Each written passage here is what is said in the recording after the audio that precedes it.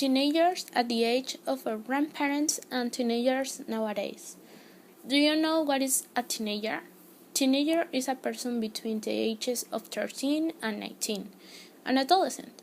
We know that nowadays this is the most hard period of a person because we have a lot of changes in our body, our temperament, and our identity.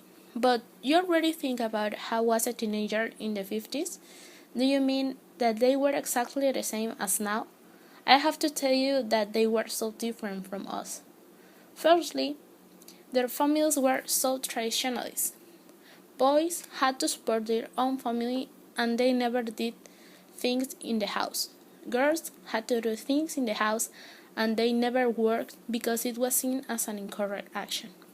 Secondly, they didn't do the actions that we do nowadays. For example, we go to different parties and get drunk, smoke, have sex, some of people, and other things that we think that are correct and fun.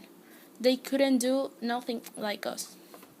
The knowledge is another topic that is important to talk about because in the 50s most of the teenagers used to read a lot of books because they had an obligation with their parents, and if you didn't have knowledge, the most probable thing that happened was that they never got a nice job and they couldn't support their family. So, do you still think that they were like us? Of course not.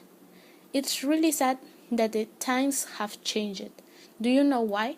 Because in the past it was really important to have very clear values and the things that were important. Today, most of the teenagers live their life like if they don't have any responsibility and without any value that define themselves.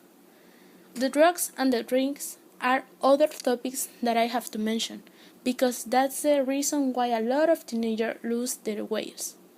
They can't go to a party or to a friend's house without alcohol because they think that the party is going to be really boring and they are not going to have fun.